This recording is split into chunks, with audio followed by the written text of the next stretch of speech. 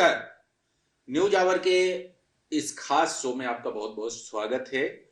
बस्तर इन दिनों देश दुनिया में चर्चा के केंद्र में है। एक तो नक्सलवाद के खिलाफ बस्तर में लगातार लड़ाई चल रही है, उसके कारण चर्चा में है। दूसरी तरफ एक पत्रकार की हत्या वहां जिस तरीके से हुई उसको लेकर के भी चर्चा में है। लेकिन इन दोनों चर्चाओं से अलग भी बस्तर में बहुत कुछ है। बस्तर की खूबसूरती, बस्तर की आबो हवा, बस्तर में के लोग, वहां के आदिवासी, वहां की विविध और बहुरंगी संस्कृति, तमाम सारी चीजें हैं। लेकिन बस्तर की चर्चा हमेशा अगर होती है तो नक्सलवाद को लेकर के होती है। बस्तर की डेवलपमेंट का विषय है, तमाम मुद्दे हैं और इन तमाम मुद्दों पर चर्चा के लिए अभी हमारे साथ मौजूद है बस्तर सांसद महेश कश्यप जी। कश्यप जी, बहुत बहुत स्वागत है। नमस्कार। कश्यप जी, शुरुआत वहीं से, जैसे कि मैंने कहा कि बस्तर में बहुत कुछ है, बहुत खूबसूरत है, झरने हैं, वहां की आबो हवा है, वहां के जंगल बहुत खूबसूरत है, वहां के लोग बहुत बेहतरीन है, विविध प्रकार की संस्कृति है, रंग बिरंगी संस्कृति है, आदिम संस्कृति तो देखने लायक है। लेकिन चर्चा नक्सलवाद को लेकर के ही होती है और अभी अगर चर्चा हो रही है तो एक पत्रकार की हत्याकांड को लेकर के हो रही है। निश्चित ही बस्तर केरल राज्य से बड़ा, इजराइल बेल्जियम देश से बड़ा क्षेत्रफल, जल जंगल जमीन खनिज संपदाओं से भरा बस्तर। अगर बस्तर का ऐतिहासिक महत्व देखेंगे, रामायण काल में आप दंडकारण्य क्षेत्र के नाम से पहचाना जाता था। महाभारत काल में कौशल प्रदेश का भाग माना जाता था। वैदिक काल में दक्षिणापथ के नाम से जाना जाता था। नागवंश, नल वंश और अभी वर्तमान में हमारे बस्तर रियासत का राजा का वंशज यहाँ है। इस प्रकार से बस्तर एक ऐतिहासिक विरासत का संजोया बस्तर। दुर्भाग्य से आज़ादी के इन 78 वर्ष के अंदर कुछ लोग जल जंगल जमीन के नारा देके हमारे बोले भाले, हमारे जनजाति आदिवासी भाइयों को जल जंगल जमीन का अधिकार दिलाने के नाम पे बंदूक पकड़ाया। बंदूक का गोली चलाने वाला कहीं ना कहीं हमारा भाई है, गोली खाने वाला भी हमारा भाई है, जेल जाने वाला भी हमारा भाई है। लेकिन मैं उन लोगों को हमेशा एक प्रश्न पूछता हूँ, जब मुगल 800 साल शासन किए, अंग्रेजों का 200 साल शासन हुआ, उस समय जल जंगल जमीन बचाने हमारे लिए कोई नहीं आया। हमारे पूर्वजों ने हमारे पराक्रम में, हमारे पुरुषार्थ के दम पे सुरक्षित रखा। लेकिन आज हमारे पास संविधान है, कानून है, पुलिस है, उन लोग का जरूरत नहीं है। उन्हीं लोगों के कारण लगभग 1737 निर्दोष लोग मारे गए हैं, 1300 सुरक्षाकर्मी मारे गए हैं और उन्हीं लोगों के कारण आज रोड, सड़क, बिजली, पानी, शिक्षा, स्वास्थ्य जैसे मूलभूत सुविधाओं से हमारे लोग वंचित होना पड़ा है। तो ऐसे लोगों का वहाँ जरूरत नहीं है। इसलिए हमारा सरकार डबल इंजन की सरकार है और हमारी सरकार आने के बाद रोड, सड़क, बिजली, पानी, शिक्षा, स्वास्थ्य लगातार हम वहाँ तक पहुँचाने का हमारा योजना तरीके से चल रहा है। और पिछले 15 वर्ष आदरणीय डॉक्टर रमन सिंह के शासनकाल में आप देखेंगे, एक वही बस्तर है, एक भी डामर सड़क वहाँ नहीं होता था। हाईवे नेशनल को छोड़ के एक भी डामर सड़क नहीं था। आज गांव गांव में डामर सड़क देख रहे हैं तो भारतीय जनता पार्टी का देन है। श्रद्धेय अटल बिहारी वाजपेयी का प्रधानमंत्री सड़क योजना जैसा दूरदृष्टि सोच के कारण वो रोड पहुंचा है और आज हमारी सरकार में बहुत सारा विकास कार्य हुआ। लेकिन अभी भी कुछ क्षेत्र के लोगों को रोड, सड़क, बिजली, पानी, शिक्षा, स्वास्थ्य से वंचित रखा गया है। इसलिए हमारा डबल इंजन का सरकार, हमारे एक तरफ गारंटी देने वाले मोदी जी दिल्ली में बैठे हैं, इधर साय साय साय काम करने वाले विष्णुदेव साय जी का 1 वर्ष का शासनकाल में आपने देखा होगा 8 से 10 गारंटी को हमने पूरा किया है। और हमारा लक्ष्य है 2026 तक बस्तर में शांति स्थापित करना। और जो लोग वास्तव में बस्तर के चाहते हैं तो उन लोगों से हमारा निवेदन है, हमारे प्रदेश के एसएसपी गृह मंत्री ने स्पष्ट कर दिया है, उनसे बातचीत करने का भी न्योता दिया है। अगर वो वास्तव में बस्तर का हित चाहते तो आ जाए, अन्यथा अंतिम विकल्प साम दाम दंड वेद नीति अपनाएंगे और बस्तर में शांति स्थापित करेंगे। इसके लिए कोई समझौता नहीं होगा। इसी अभियान के तहत हमारा काम चल रहा है। लेकिन दुर्भाग्य से वो लोग आज बौखलाहट में आ गए हैं और अंतिम सांस ले रहे हैं। इसलिए अभी कायराने हरकत करने में मजबूर है। बीच में हमारे 4-5 कार्यकर्ताओं को हत्या हुआ, महिला तक को नहीं छोड़ा है। आंगनबाड़ी कार्यकर्ताओं को 2 लोग हत्या की। अभी एक दुर्भाग्यजनक एक घटना हुआ जिसमें 8 जवान, एक ड्राइवर शहीद हुआ है। तो इस प्रकार से घटनाएं हो रहा है, तो ऐसा भविष्य न हो, इसलिए हमारी सरकार पूरी उसका समीक्षा कर रहे हैं कि उसके लिए और क्या कर सकते हैं। और एक प्रकार से बस्तर के लोगों के विकास में कोई भी बाधक होगा तो उसमें कोई समझौता नहीं होगा। लेकिन अभी जिसकी जिक्र आप कर रहे थे, जो घटना हुई 2 दिन पहले अम्बेली में, अम्बेली में 2005 से जब सलवा जुलूम की शुरुआत हुई थी तो अम्बेली और करकेली गांव से हुआ था। तो अम्बेली के उस गांव में माओवाद की जड़ आज तक क्यों बची हुई है, जबकि उसी गांव से खिलाफत की आंदोलन की शुरुआत हुई? इसका मतलब ये तो नहीं है कि कहीं ना कहीं कुछ लोग अभी भी गांव वाले उनसे जुड़े हुए हैं, उनकी सिंपैथी उनके साथ है? देखिए, वो क्षेत्र आज भी हमारे रोड, सड़क, बिजली, पानी जैसा बहुत सारे मूलभूत सुविधाओं से वंचित है। अगर रोड अगर पहुंची है तो सिर्फ मेन रोड तक, कहीं ना कहीं अंदरूनी क्षेत्र में उनका गतिविधि आज भी संचालित है, आज भी वो लोगों का काम चलता है। लेकिन हमारा जो जवान है, जैसे अभी जो घटना हुआ जिसमें 1300 से अधिक जवान, डीआरजी के जवान, लगभग 4-5 जिले से सभी लोग संयुक्त एक सर्चिंग अभियान चला, ऑपरेशन चल रहा था, और जो वापस लौट रहे थे उसी दिन, जबकि लगभग 10-15 वाहन से बाई रोड जा रहे थे, 6 गाड़ी वाहन तो आगे निकल चुकी थी, एक गाड़ी चपेट में आ गया। इस प्रकार से वो जो जिस प्रकार से वहाँ जब जांच पड़ताल में पता चला कि पहले से ही आईडी वहाँ रखा हुआ था, और कहीं ना कहीं वो जो क्षेत्र है अभी भी, हम इसमें कभी भी नहीं बोल सकते कि वहाँ हादसा नहीं हो सकता है अभी भी उनका, क्योंकि वो लोग अभी लगभग 40-50 वर्षों से उनका कहीं ना कहीं गतिविधि इस क्षेत्र में रहा है, इसलिए उनका वर्चस्व तो अंदर अंदर है। लेकिन अब जिस प्रकार से हमारे सरकार का अभियान चल रहा है, हमारी सरकार ने स्पष्ट कर दिया है और हमारे जवानों का हौसला बुलंद है, इसलिए उन्होंने उस क्षेत्र को शांति स्थापित करने के लिए दिन रात लगे हुए हैं। एक प्रकार से अंतिम सांस लेते समय कोई भी व्यक्ति मरते समय का उनका अंतिम या मारू या मरू, तो इसी प्रकार का घटना हुआ है। लेकिन अब पूरी सावधानी के साथ उस क्षेत्र में अभियान चलेगा। लेकिन ये बताइए कि आपने टारगेट रख लिया है 2026 के मार्च तक हम नक्सलवाद का खात्मा कर देंगे, केंद्रीय गृह मंत्री कह के गए हैं, छत्तीसगढ़ सरकार भी कह रही है।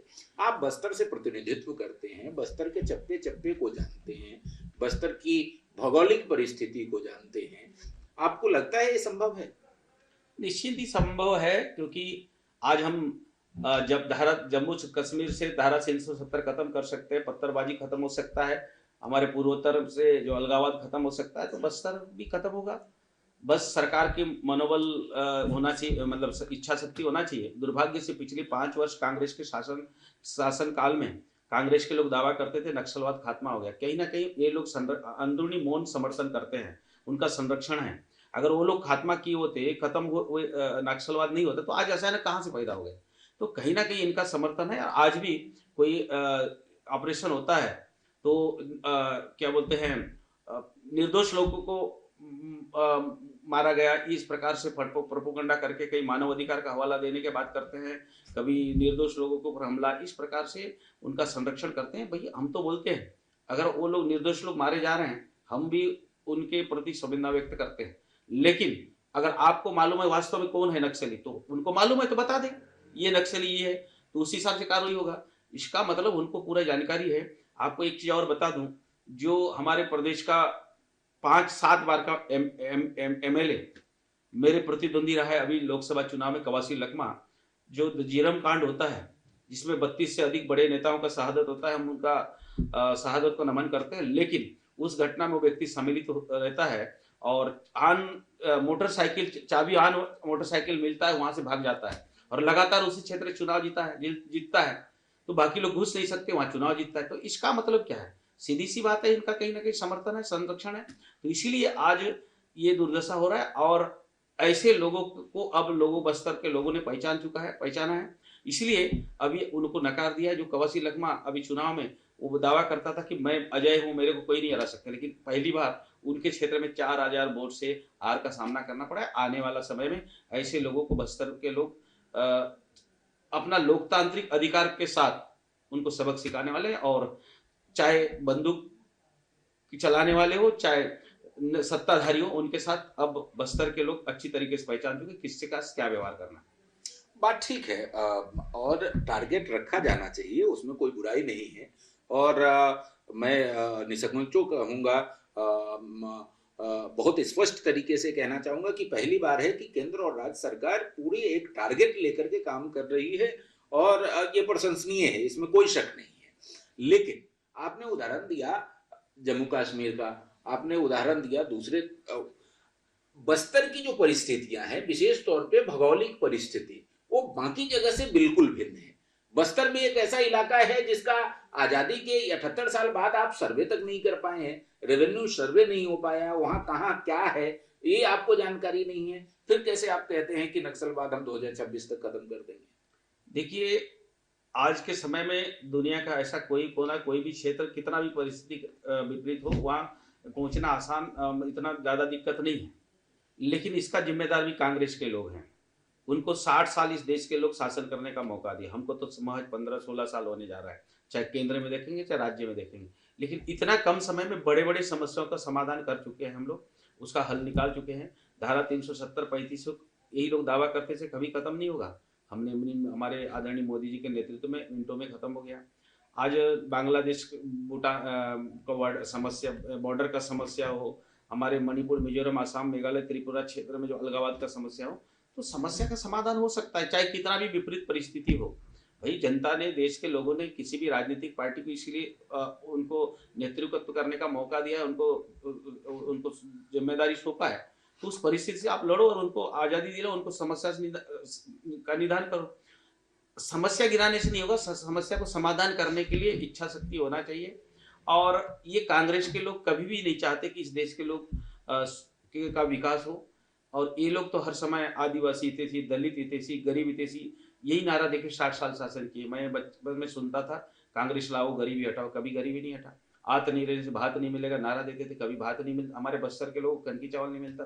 तो ये नारा अलग चीज है, बोलने की बात अलग चीज है, काम करने की इच्छा शक्ति होना चाहिए। आज हमारी सरकार इच्छा शक्ति काम कर रही है और इसका फायदा लोगों को मिल रहा है। इसलिए पूरे देश के लोगों ने भारतीय जनता पार्टी पर भरोसा किया है। और कांग्रेस जैसे 138 साल पुरानी कांग्रेस पार्टी, 60 साल शासन करने वाले लोगों को इस देश के लोग नकार दिया। सिर्फ बस्तर की बात नहीं कर रहा हूँ, आप देखे होंगे बहुत बड़े बड़े राज्य, चाहे आप हरियाणा की बात करें, महाराष्ट्र की बात करें, तो इसलिए बस्तर के लोगों ने, छत्तीसगढ़ के लोगों ने भरोसा किया, तो उसके भरोसे पर हम खरे उतरने का पूरा प्रयास करेंगे। वो बात तो ठीक है, लेकिन अब मेरे सवाल का जवाब नहीं है। आपने बड़े चतुराई से राजनीतिक जवाब दे दिया पूरा।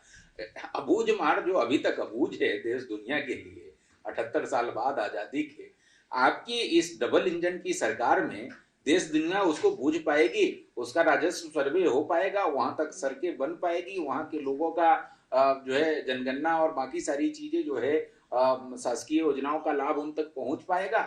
निश्चित ही पहुंचेगी। आपको हमारा योजना, हमारे प्लान है कि उस क्षेत्र में भी कैंप लगा। देखिए, अगर वहाँ रोड, सड़क, बिजली, पानी, कनेक्टिविटी नहीं होगा तो कभी भी हम बिजली पहुंचा नहीं पाएंगे, पानी भी पहुंचा नहीं पाएंगे, ना उनके लिए अच्छा रोड, स्कूल नहीं पहुंचा पाएंगे। इसलिए वहाँ पहुंचाना है, लेकिन उसके लिए सबसे पहले कैंप लगाना पड़ेगा, क्योंकि अभी परिस्थिति ऐसा। इसलिए हमारे सरकार का योजना है उस क्षेत्र में भी कैंप लगेगा। लेकिन उसके लिए भी ये लोग विरोध करना अभी भी उकसा रहे हैं लोगों को कि वहाँ कैंप करने का क्या जरूरत है। तो कुल मिलाकर वो चाहते नहीं कि वहाँ उस क्षेत्र के लोगों को रोड, सड़क, बिजली, पानी, शिक्षा, स्वास्थ्य जैसी सुविधा मिले। मैं इसीलिए, कुछ लोग नारा देते हैं। अभी मैंने हमारे बीजापुर क्षेत्र में एक रेलवे लाइन का स्वीकृत हुआ, हमारे मोदी जी ने किया, तो लोग बोलते हैं हम रेल बनाने। मैंने उनको प्रश्न पूछा कि आप जल, जंगल, जमीन बचा के क्या करोगे? वहाँ के लोग आज कुपोषित, मतलब पीने को पानी नहीं है, अच्छे से उनका स्वास्थ्य नहीं है, पढ़ लिख नहीं पा रहे, जानवर की तरह जी रहे, तो उस जल, जंगल, जमीन किसके लिए कब उपयोग होगा?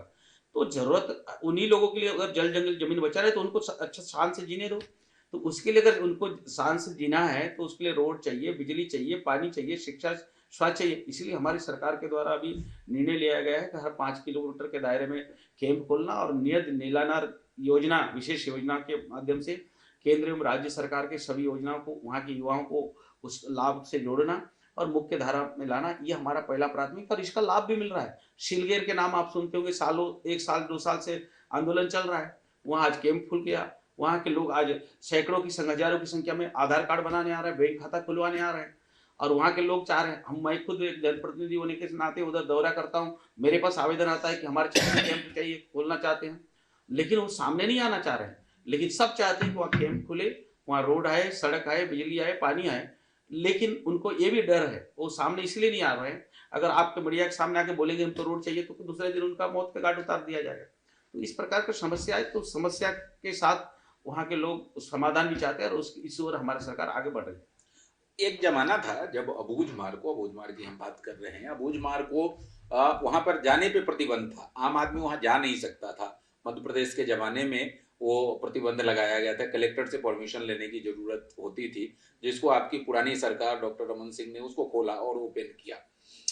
अब इस डबल इंजन की सरकार में ये उम्मीद की जाए कि लोग अबूझमार में अंदर तक ऐसा वातावरण बन जाएगा, ऐसी स्थिति बन जाएगी, नक्सलियों का भय खत्म हो जाएगा और लोग वहां तक जा पाएंगे। क्योंकि अभी तो लोग कहते हैं कि नक्सलियों का मुख्यालय है, नक्सली की सबसे सुरक्षित गढ़ अबूझमार है।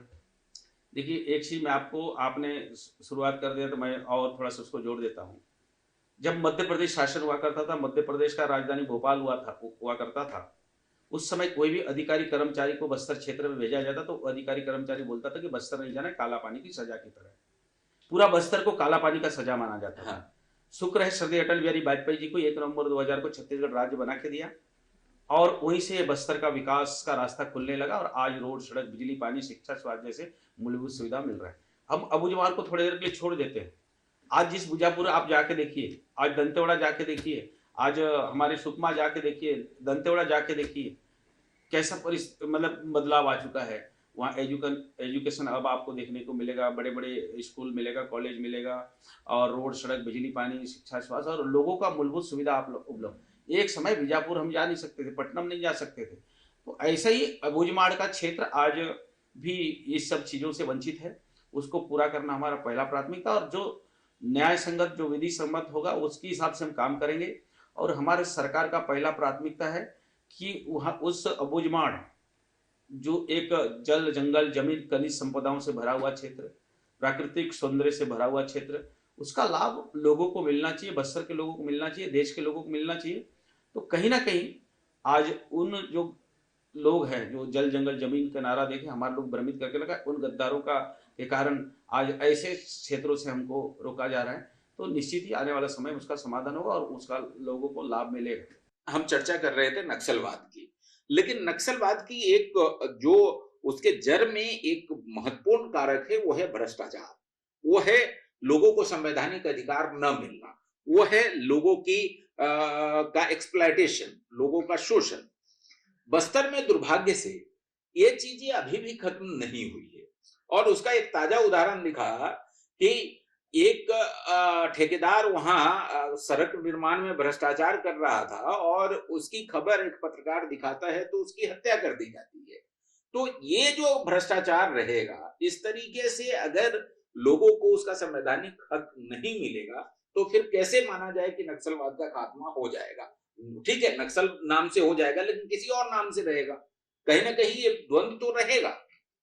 क्या लगता है आपको? निश्चित ही भ्रष्टाचार एक बहुत बड़ा मामला है, लेकिन इसके पीछे भी अगर इस इतिहास में जाएंगे तो कहीं ना कहीं इसके पीछे भी 60 साल शासन करने वाले जिम्मेदार है। इस देश का सबसे युवा प्रधानमंत्री राजीव गांधी का एक बयान है, उड़ीसा राज्य के कालाहांडी में उन्होंने बोला था, हम दिल्ली से 1 रुपया भेजते हैं तो आपको 15 पैसा मिलता है, 85 पैसा गायब होता है। और वो प्रथा आज भी चालू है, खासकर कांग्रेस के शासनकाल में। एक चीज आप लोग आपको याद दिला दूं, हमारे बस्तर के जिला का बहला डीला का लोहा 1966 से वहाँ लोहा खनन होता है। उसका सीएसआर का फंड या उसके जो लाभ हमको मिलना चाहिए नहीं मिला, लेकिन मोदी जी ने उसके लिए अभी district mineral fund, CSR fund का उन्होंने क्षेत्र के विकास के लिए योजना बनाया और लगातार उसका फायदा भी मिल रहा था। पिछले 5 साल का मैं एक कारण बता रहा हूँ, पिछले 5 साल में डिस्ट्रिक्ट मिनरल फंड का, डीएमएफ का फंड का पैसा को वहां का पैसा, जबकि माइनिंग क्षेत्र में उसका उपयोग होना चाहिए था, कवर्धा में लाया गया। इस प्रकार भ्रष्टाचार तो है। और अभी अंदरूनी क्षेत्र में जितने रोड, सड़क बन रहे हैं, जैसे अभी जिस पत्रकार का हत्या हुआ, दुर्भाग्य से उन जाबाज पत्रकार साथी जो हमारे लोकतंत्र में चौथा स्तंभ का नेतृत्व करने वाले आप जैसे लोग के कारण कहीं ना कहीं भ्रष्टाचार हो, चाहे इस देश के जो भी गलत गति या देश विरोधी ताकतें के खिलाफ आप लोग हर समय अभियान चलाते रहते हैं, तो उनका हत्या हुआ। और वो जो ठेकेदार है वो कांग्रेस पार्टी का एक प्रकार से प्रदेश का कोई उस पार्टी का प्रतिनिधित्व करता है, पदाधिकारी रहा है, राजीव गांधी के साथ यात्रा में चल रहा है, हमारे क्षेत्र का सांसद के साथ हाथ मिला रहा है। तो कांग्रेस के लोगों में एक प्रकार से एक भ्रष्टाचार उनके डीएनए में दौड़ता है। आप 5 साल का इतिहास उठा के देखिए, शराब घोटाला, कोयला घोटाला, पीएससी घोटाला, चावल घोटाला, 5 साल भी घोटाला करके रखा। तो इस प्रकार घोटाला कांग्रेस का चरित्र में है। और आप केंद्र में भी देखेंगे, चाहे कितने घोटाले ही घोटाला, लेकिन हमारे लेकिन अब तो सरकार आपकी है, केंद्र में भी आपकी सरकार है, यहाँ भी आपकी सरकार है, तो कांग्रेस को कब तक कोसिएगा आप? देखिए, हमारी सरकार पूरा पारदर्शिता के साथ हम भ्रष्टाचार मुक्त का काम करने का कोशिश कर रहे हैं। लेकिन देखिए, पुराना कोई बीमारी होता है तो इलाज करने में लंबा समय लगता है, और वो इलाज जारी है और इलाज करेंगे, और ऐसा इलाज भी होगा तो एक दिन वो बीमारी खत्म होगा। और खत्म, मोदी जी ने ना खाऊंगा ना खाने दूंगा ये नारा दिया है। और आज हमारे मोदी जी के तीसरे कार्यकाल में आपने देखा होगा कभी ऐसा किसी के ऊपर कोई आरोप नहीं लगा। चाहे हमारे राज्य सरकार में देखा होगा, कुछ लोग ऐसा अपवाद रहते हैं, और कहीं न कहीं ये ऐसे लोग, कांग्रेस पार्टी से संबंधित लोग, जो राष्ट्रद्रोही लोग, राष्ट्र विरोधी लोग बोलना चाहिए, ये लोग हर समय अपने लाभ के लिए, निजी स्वार्थ के लिए देश, समाज, क्षेत्र का विकास नहीं चाहते। और ऐसे लोग, जैसे मुझे भी पता चला, दुर्भाग्य से इतना बड़ा घटना हुआ तो मैं उस दिन वहाँ उस क्षेत्र में हमारा दौरा था, कि 56 करोड़ का रोड को 1 करोड़ 56 करोड़ का लग 120 करोड़ 120 करोड़ उसको क्या बढ़ा बोलते हैं, दिया। हाँ, वैल्यूएशन करवा के पैसा लेने का काम कर रहे थे। तो कहीं ना कहीं कुछ सिस्टम में तो कुछ लोग हैं अभी भी बैठे, लेकिन हमारी सरकार इस ऐसे गतिविधियों के ऊपर पूरा ध्यान है कि कौन लोग किसके इशारे में किसके सह पर हो रहा है, उसका गंभीरता से जांच होगा। और ऐसे लोगों पर कभी ऐसे लोगों को कभी बख्शा नहीं जाएगा। चलिए, पत्रकार हत्या के बारे में बताइए कि अब जो दोषी है उसके खिलाफ किस हद तक कार्रवाई होगी, और बस्तर में खासकर पत्रकार ये जानना चाहते हैं सरकार से, सत्ताधारी दल से, आप हैं सांसद आपसे, कि वो आखिर पत्रकारिता कैसे करे। संभव है वहां पर इस तरह की स्थितियां होगी तो पत्रकारिता करना, एक तरफ माओवादियों का डर, दूसरी तरफ अगर इधर ये लोग ठेकेदार भी मारना शुरू कर दे, राजनीति भी मारना शुरू कर दे, तो फिर पत्रकारिता होगी कैसे बस्तर में? देखिए, हम तो चाहते हैं किसी के साथ ऐसा घटना ना हो, चाहे आम कार्यकर्ता हो, उसका भी एक उस देश का नागरिक है, उस क्षेत्र का नागरिक है, चाहे पत्रकार हो, चाहे सिविलियन हो, कोई भी हो, किसी के साथ ऐसा दुर्भाग्यजनक घटना नहीं होना चाहिए। लेकिन जो एक एक घृणित कार्य इन ठेकेदारों के द्वारा किया गया है, हम तो चाहते हैं ऐसे लोगों को फांसी की सजा हो, ताकि भविष्य में दूसरा ऐसे घटना को अंजाम देने से सोचना पड़े। और हमारी सरकार लगातार ऐसे लोगों को, हमारे सरकार के द्वारा उन उन उनका कृत्य का, उनका जो दोषी सिद्ध होगा तो उसका निश्चित ही उसका सजा होगा। इसलिए एसआईटी गठन हो गया है, जांच होगा तो निश्चित ही उसको सजा होगा। और भविष्य में ऐसा घटना न हो, इसके लिए हमारी सरकार अभी उसके लिए चिंतित है। हमारे एसएसपी मुख्यमंत्री जी, गृह मंत्री जी ने बीच में, हमने भी साथ में, अभी दंतेवाड़ा घटना जो घटी थी उस दिन हम बैठे थे, तो गंभीर है इस ऐसे घटनाओं को लेकर, तो इसका कुछ ना कुछ सोल्यूशन निकलेगा।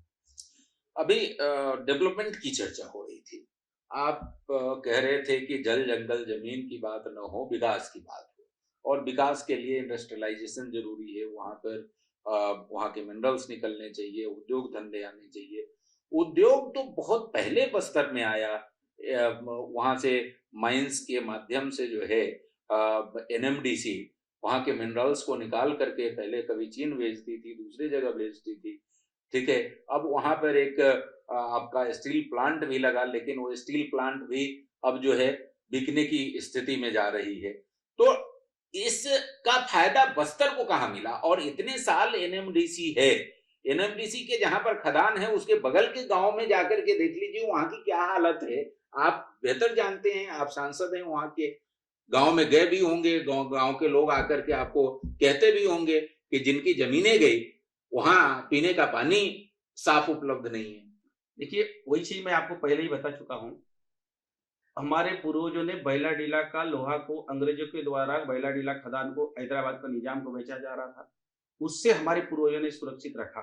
यही कांग्रेसियों ने जापान को बेचा, उसके लिए स्पेशल रेल लाइन बिछाया गया, 60 पहाड़ को छेद करके। बस्तर के लोगों के लिए आज भी रेल का सुविधा नहीं। लेकिन उसके बाद भी वहां का जो सीएसआर मद है, डिस्ट्रिक्ट मिनरल, अभी जैसे हम डीएमएफ फंड है, तो इस राशि का कहाँ उपयोग हुआ हमको पता नहीं। लेकिन हमारे मोदी जी के आने के बाद जो 2015 में डिस्ट्रिक्ट मिनरल फंड जो CSR मद का एक योजना बनाया, उसका लाभ मिल रहा था। मैं आपको बता दूं, मैं जिस गांव में रहता हूं, एक भी रोड सड़क हैंडपंप नहीं था। मैं लगातार 10 साल कांवड़ से पानी नदी से लाया करता था, 1.5-2 किलोमीटर, एक भी हैंडपंप नहीं। और आज गांव गांव में हैंडपंप मिलेगा। और रही बात सरकार की योजनाओं के साथ साथ हो रहा है DMF डिस्ट्रिक्ट मिनरल फंड, उसके माध्यम से हम बहुत सारे विकास कार्य कर रहे हैं। अभी मैं सांसद होने के बाद, मैं पहले क्या हुआ नहीं बता सकता, अभी मेरे जानकारी के हिसाब से, मेरे अनुशंसा से लगभग सैकड़ों काम गांव के रोड, CC रोड, नाली, बिजली इसके लिए स्वीकृत हुआ है। लेकिन इन्होंने पिछले 5 साल में आपको बताया, वहां का DMF का राशि को कवर्धा मेगा फूड पार्क के नाम से हजारों करोड़ का यहाँ लाके दुरुपयोग किया, जिसके चलते कोर्ट में याचिका लगाया गया कि भाई उसमें डिस्ट्रिक्ट मिनरल फंड का राशि को 25-30 किलोमीटर दायरे में खर्चा होना चाहिए, यहाँ लाके खर्चा कर गए।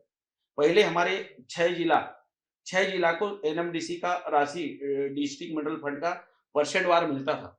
जगदलपुर को लगभग 16%, बाकी जिला 12%। आज पूरा ही बंद हो गया। उन लोगों का पाप हम भोग रहे हैं, वहां का जनता भोग रही है। तो कुल मिला के इसका दुरुपयोग हुआ है, उसका लाभ नहीं मिला है। लेकिन हमारी सरकार पूरा प्रयत्न है, हमारा सरकार का पूरा प्रयास है कि उन लोगों को वहां का वास्तविक लाभ मिलना चाहिए। और आज डिस्ट्रिक्ट DMF जो राशि है, डिस्ट्रिक्ट मिनरल फंड, जो CSR क्या बोला चाहिए माइनिंग से आता है, उससे बहुत सारा विकास कार्य हो रहा है। आज आप देखेंगे जाऊंगा का एजुकेशन अब उसी से बना है। ऐसे ही आप बहुत सारा उस क्षेत्र का विकास कार्य हुआ है तो उसी से हुआ है। लेकिन 50 साल के अंदर क्या हुआ कि कहाँ गया, उसका कोई हिसाब नहीं। तो हमारी सरकार, क्योंकि सबका साथ सबका विकास सबका विश्वास का नारा देने सिद्धांत को लेकर चलने वाली पार्टी है। और हमारे दीनदयाल उपाध्याय जी का सपना है अंत्योदय, अंतिम व्यक्ति तक विकास पहुंचाना। वो कार्य हम पूरा ईमानदारी से कर रहे हैं, लेकिन फिर भी हम बहुत सारे लोगों को तक नहीं पहुंच पाए। इसका कारण है ये जो माओवादी का समस्या, लाल आतंक का समस्या, लेकिन उसका समाधान करते हुए उन लोगों तक भी पहुंचने का हमारा अंतिम लक्ष्य है और वहां तक हम पहुंचेंगे। लेकिन डबल इंजन की सरकार तो जो है आपका एकमात्र स्टील प्लांट जो वहां का है उसको बेचने जा रही है। देखिए, ये कांग्रेसी लोग लगातार इस प्रकार से भ्रमित करने का काम कर रहे हैं। मोदी जी ने जब चुनाव के समय बहुत इन्होंने हंगामा किया कि निजीकरण हो रहा है, स्टील प्लांट को बेचा जा रहा है। मोदी जी ने जब जगदलपुर में लालबाग में बड़ी सभा हुई, उसमें स्पष्ट कहा कि NMDC स्टील प्लांट जो है, इसका लाभ पूरा यहाँ के युवाओं को मिलेगा, यहाँ के बेरोजगारों को मिलेगा। और कहीं ना कहीं आज बहुत सारे लोगों को उनका लाभ मिल रहा है, आने वाला समय में और मिलेगा। और ये जिस प्रकार से भ्रमित करके लोगों को एक प्रकार से अफवाह फैला जाता है, जब हम खुद इसका विरोधी है, विरोध करेंगे। ऐसा अगर स्थिति कोई वो निर्मित होता है या इस प्रकार से कोई प्लान योजना होगा, तो हमारा सरकार कभी भी कोई भी चीज को बेचने का तो काम नहीं करेगी। लेकिन वास्तव में उसका असली लाभ, वास्तविक लाभ कैसे मिले, इसके बारे में जरूर विचार करेंगे। तो आपने बेबाकी से इन्होंने आपके सामने अपनी राय रखी और इन्होंने कहा कि भारतीय जनता पार्टी की डबल इंजन की सरकार में बदलाव हो रहा है और आदिवासियों के जीवन स्तर में परिवर्तन हो रहा है। बेबाकी से पूरी बात रखी और इन्होंने कहा कि आने वाले दिनों में जो बस्तर है वो न केवल नक्सलवाद से मुक्त होगा, बल्कि बस्तर का जो प्राकृतिक सौंदर्य है, बस्तर की जो खासियत है, बस्तर की जो खूबसूरती है, वो भी देश दुनिया के सामने आएगी। अगली बार किसी अन्य शख्स के साथ मैं आपके सामने हाजिर होऊंगा। तब तक के लिए इजाजत दीजिए। नमस्कार।